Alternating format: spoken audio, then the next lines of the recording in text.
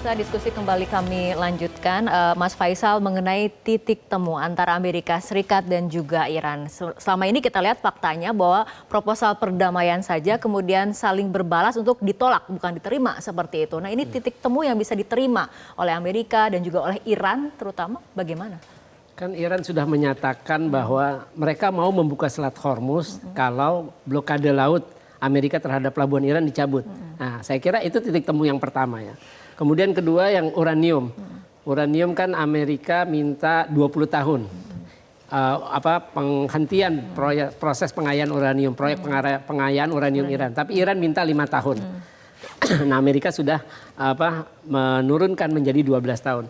Saya kira harusnya Amerika ya tidak lagi menuntut itu karena memang kecurigaan Iran untuk memproduksi senjata nuklir itu tidak pernah terbukti. Bahkan itu disampaikan minggu pertama perang, Direktur IAEA, Badan Tenaga Atom Internasional, Rafael Grossi bilang, tidak pernah ada bukti Iran ingin memproduksi senjata nuklir.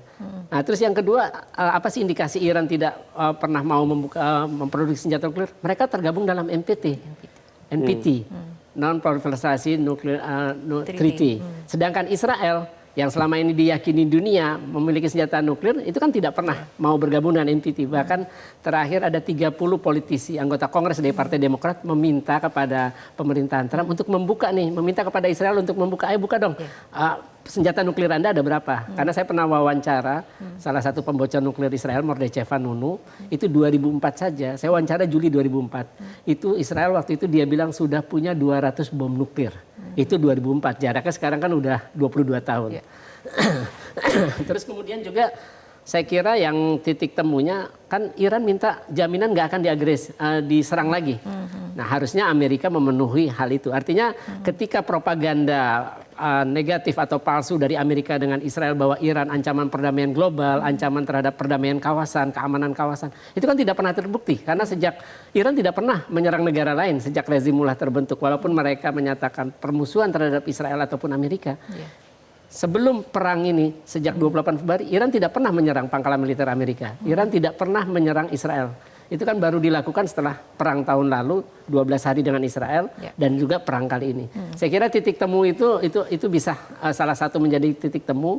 Dan saya kira salah satunya lagi adalah ya Amerika harus mencabut sanksi dan mencairkan aset Iran.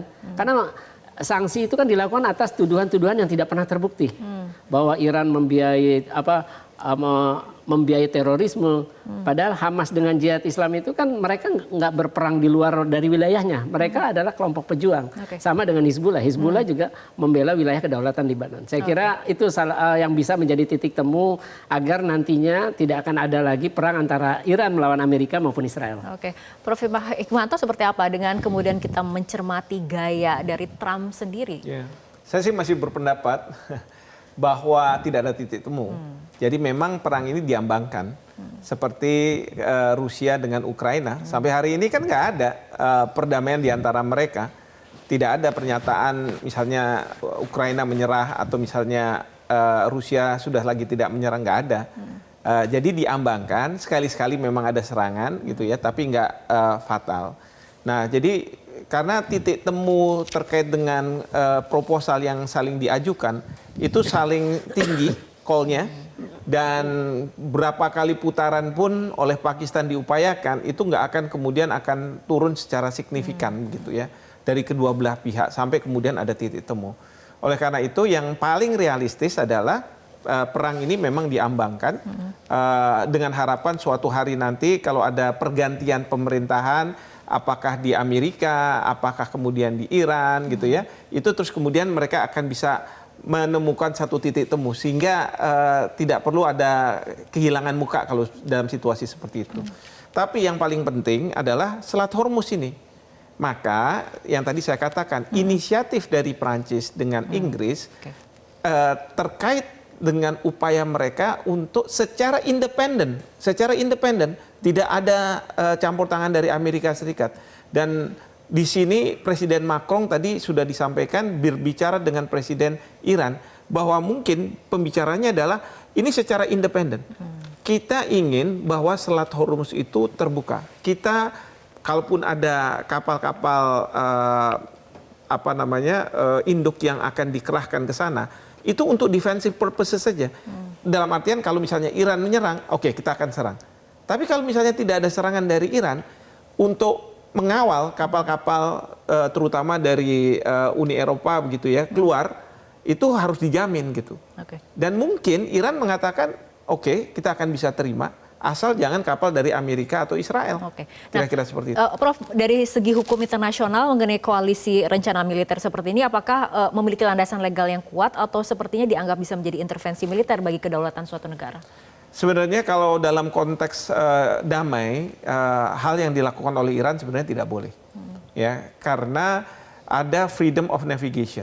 Untuk yang dilakukan oleh Inggris dan Perancis membentuk koalisi pengamanan. Nah, kalau misalnya sekarang ini kan satu upaya bagaimana di satu sisi Iran akan mengurangi penutupan terhadap Selat Hormuz dengan catatan bahwa harapan mereka tanpa keterlibatan dari Amerika Serikat, maka Iran mau untuk membuka selat itu.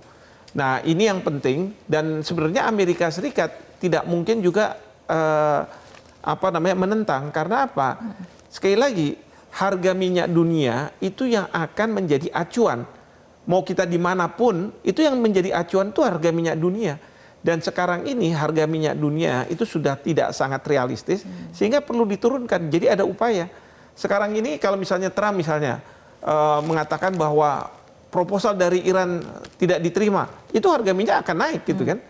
Nah sekarang bagaimana supaya Amerika Serikat pengaruh Amerika Serikat di Selat Hormuz itu secara signifikan dikurangi dan kemudian di situ ada negara-negara yang diinisiatifi oleh Prancis, kemudian Inggris dan lain sebagainya. Saya juga berharap ya kalau misalnya kemarin Bapak Presiden sudah ketemu dengan negara-negara ASEAN dan bicara soal energi itu menjadi concern, harusnya beliau-beliau itu ikut sama-sama dengan Prancis dan Inggris untuk berbicara masalah ini, mengamankan. Karena kita juga punya kepentingan juga supaya harga minyak itu turun. Kalau tidak, ini akan berbahaya untuk perekonomian Indonesia. Baik, kembali ke Pak Imron karena Pak Imron kemudian pernah menjadi duta besar untuk China seperti itu ya. Artinya kartu as, kartu truf yang dimiliki oleh China dalam pertemuan nanti dengan Presiden Trump sebetulnya apa sih Pak? Yang kemudian mungkin bisa menjadi penentu arah dari pertemuan ini nantinya. Ya, kartu truf yang bisa ditawarkan oleh China itu adalah dia akan menawarkan jalan keluar bagi Amerika Serikat itu untuk menyelesaikan peperangan ini dan kemudian menyelamatkan masa depan dari Partai Republik dan juga Presiden Trump kalau kita kaitkan dengan midterm election. Dan ini juga ya Mbak Fitri, Amerika apapun yang akan terjadi setelah perang ini akan menjadi terisolasi. Pertama, NATO dan EU countries itu tidak bersama mereka gitu.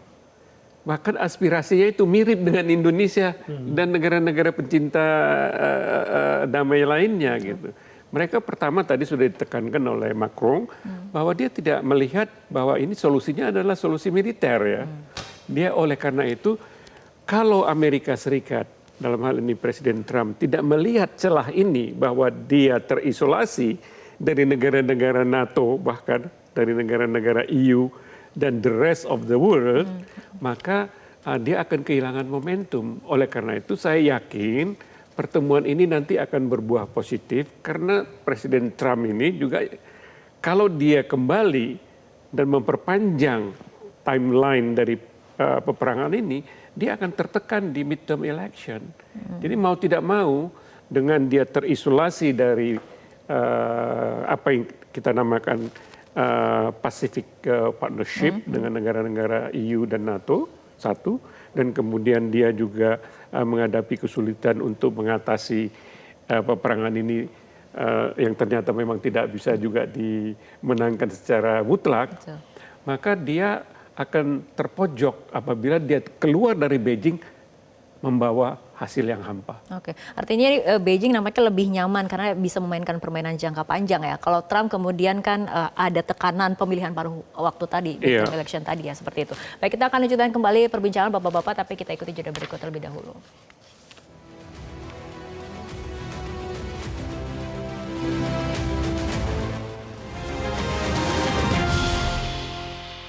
Jelajahi cara baru mendapatkan informasi. Download Metro TV Extend sekarang.